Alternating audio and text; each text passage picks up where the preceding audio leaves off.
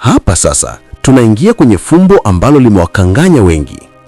Kama gharika ya Nuhu ilifuta kila kitu, mbona majitu yalirudi tena?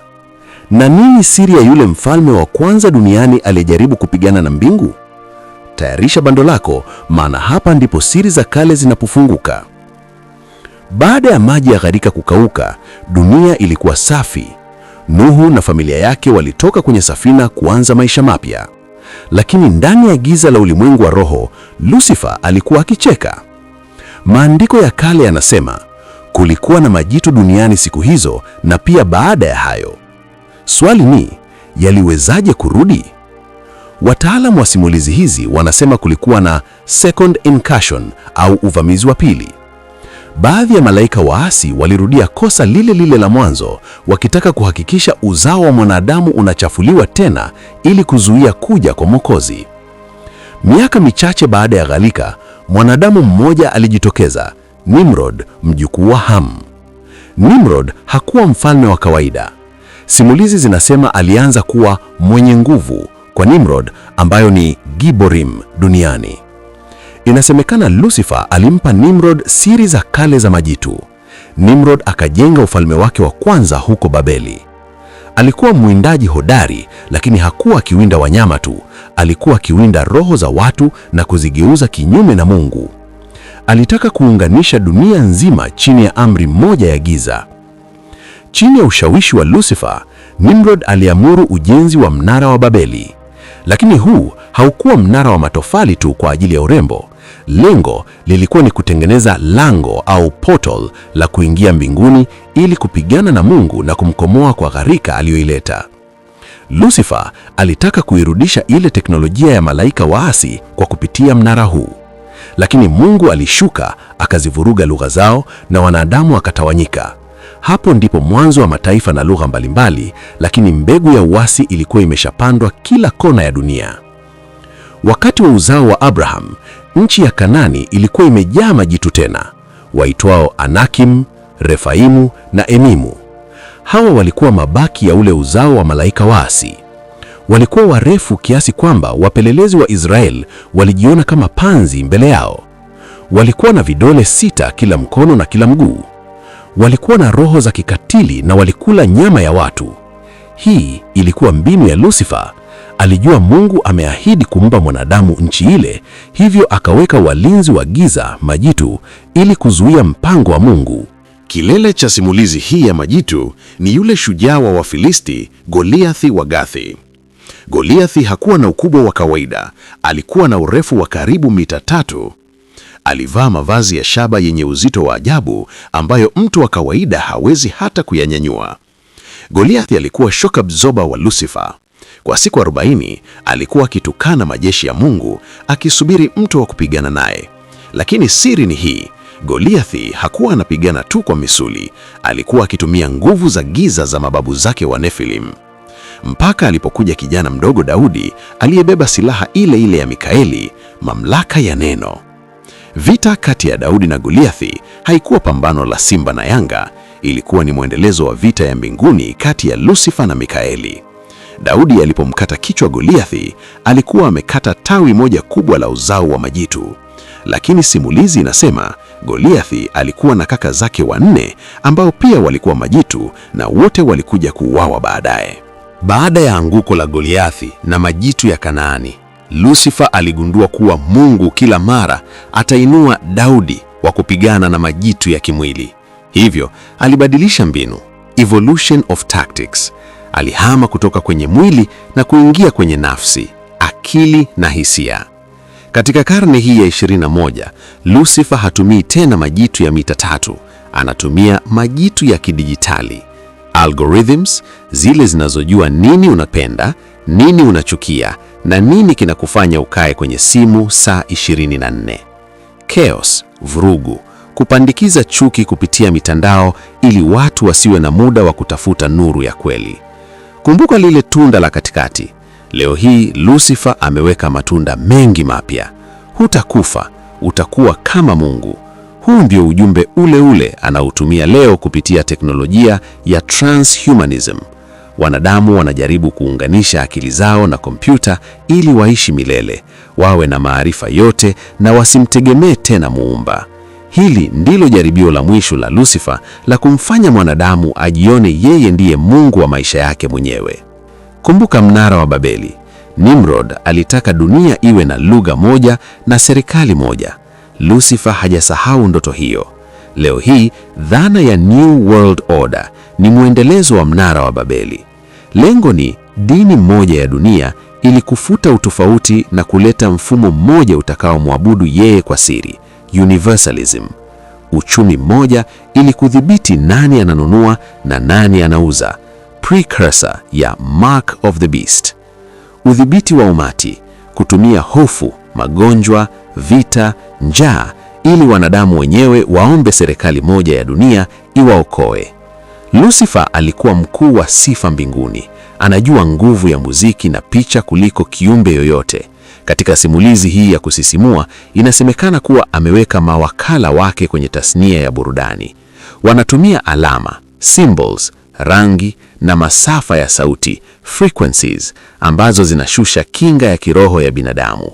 Kila mara unapoona alama ya jicho moja au mapambo ya ajabu kwenye video za muziki, hiyo ni signature ya Lucifer, akisema mimi bado niko hapa. Simulizi inaelekea kwenye kilele chake, climax. Lucifer anajua kuwa hawezi kuonekana wazi wazi duniani kama shetani, maana kila mtu atamkimbia. Hivyo anamtayarisha mpinga Kristo, the Antichrist.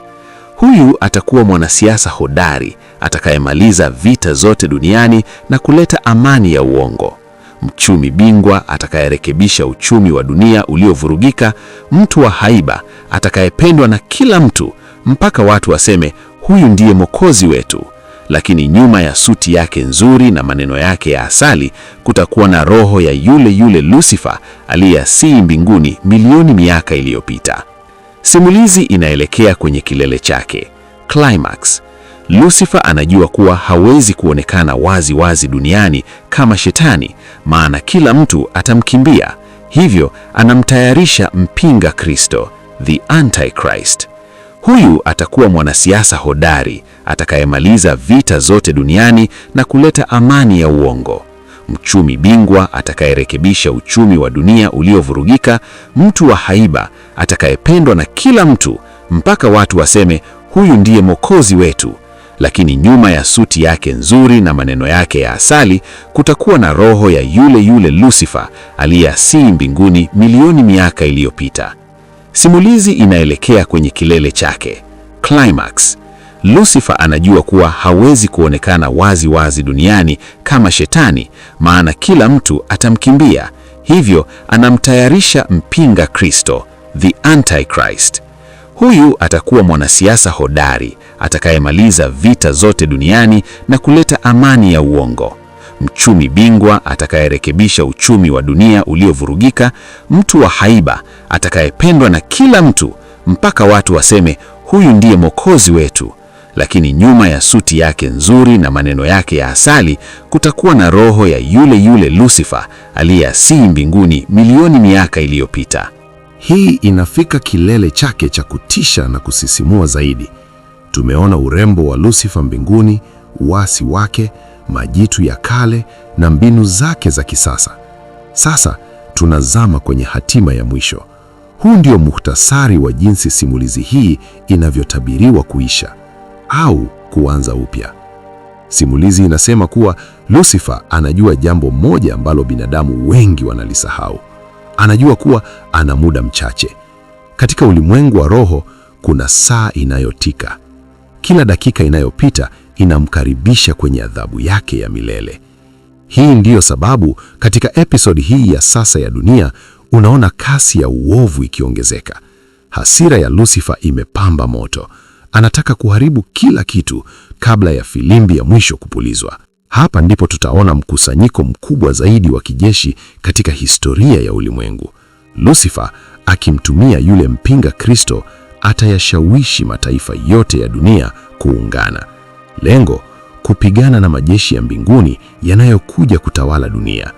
Eneo, bonde la Megido au Armageddon. Fikiria anga likipasuka na badala ya mvua linafunika ulimwengu kwa nuru ya ajabu. Lucifer atatoa amri ya mwisho kwa jeshi lake la mapepo na wanadamu waliodanganywa: pigeni kile kinachotoka juu. Lakini ni vita ambayo imeshashindwa tangu mwanzo. Nguvu ya maneno ya Lucifer itayeyuka mbele ya sauti ya yule aliyemuumba. Katika kilele cha vita hivyo, malaika Mikaeli atapewa amri ya mwisho. Hakutakuwa tena na mabishano ya kisheria kama wakati wa mwili wa Musa. Mikaeli atashuka na mnyororo mkubwa mkononi mwake. Atamkamata yule joka, yule nyoka wa kale ambaye ni Ibilisi na Shetani. Lucifer atafungwa na kutupwa katika shimo la kuzimu, the abyss, kwa miaka 1000. Kwa mara ya kwanza tangu uasi wa mbinguni, dunia itapumua. Hakutakuwa na ushawishi wa giza, hakutakuwa na vita na hakutakuwa na hofu.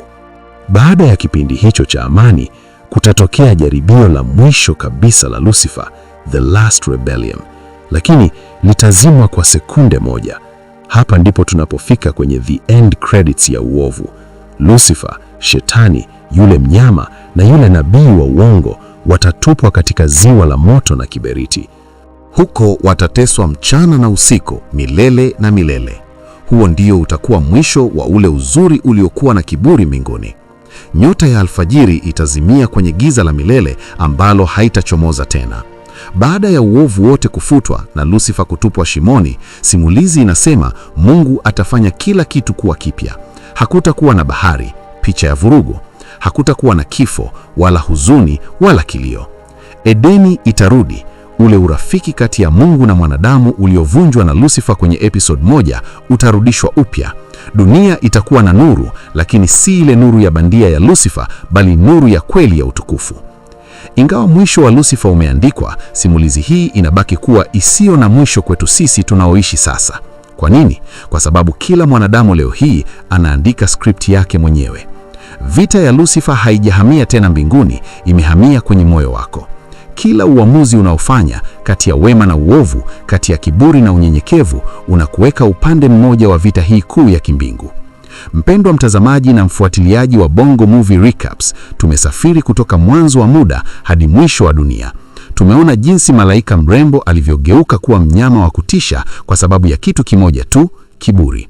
Simulizi hii ni kioo chetu. Inatukumbusha kuwa uzuri, mali na vyeo bila unyenyekevu ni daraja la kuelekea angukoni. Na huo ndio muhtasari wetu mrefu wa kisa cha Lucifer na Shetani, kutoka mbinguni hadi kwenye ziwa la moto. Je, unadhani wanadamu wamejifunza chochote kutokana na anguko la huyu malaika mkuu? Au bado tunajenga minara ya Babeli kwenye maisha yetu?